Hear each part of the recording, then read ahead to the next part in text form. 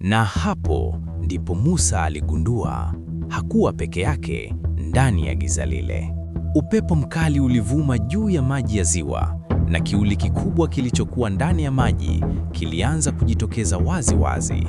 Watu waliokuwa karibu walikimbia kwa hofu, wengine wakipiga kelele, wengine wakidondoka kwa mshtuko.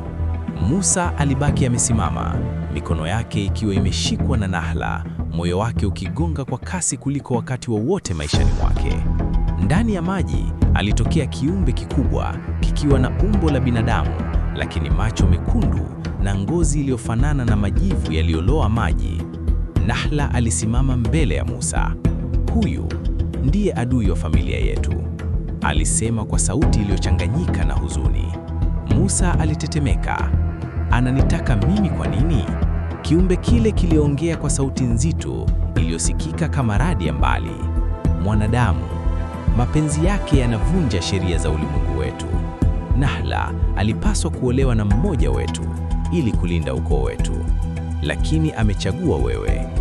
Musa alimtazama Nahla kwa mshangao. "Ni kweli?" aliuliza kwa sauti dhaifu.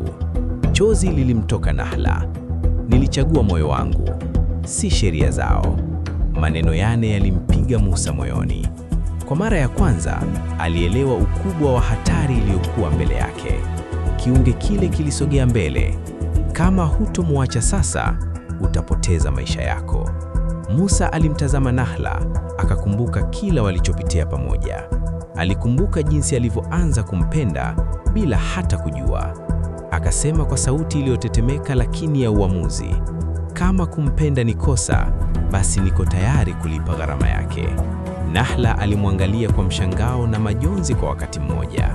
Lakini kabla jambo lolote halijatokea, ardhi ilitetemeka. Wazee kadhaa wa kijiji walitokea, wakiongozwa na yule mzee mwenye macho mekundu ambaye Musa alimuona msituni. Mzee huyo alipaza sauti, "Imetosha. Vita hii imeharibu kizazi chetu kwa muda mrefu.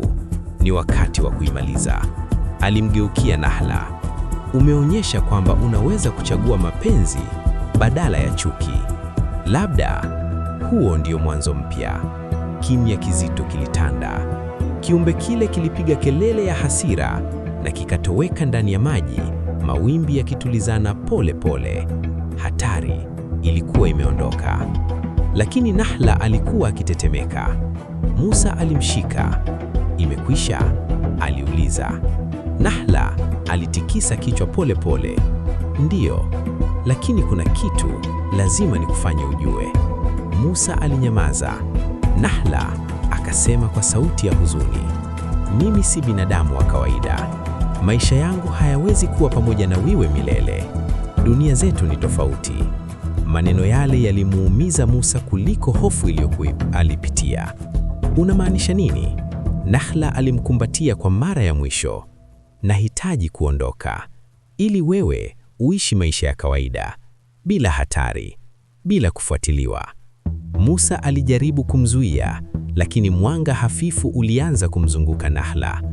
"Usinifanye nikusahau," alisema kwa sauti iliyovunjika. Nahla alitabasamu kwa macho yenye machozi. Mapenzi ya kweli hayasahauliki. Mwanga ule ulimfunika, na sekunde chache baada, Nahla alikuwa ametoweka.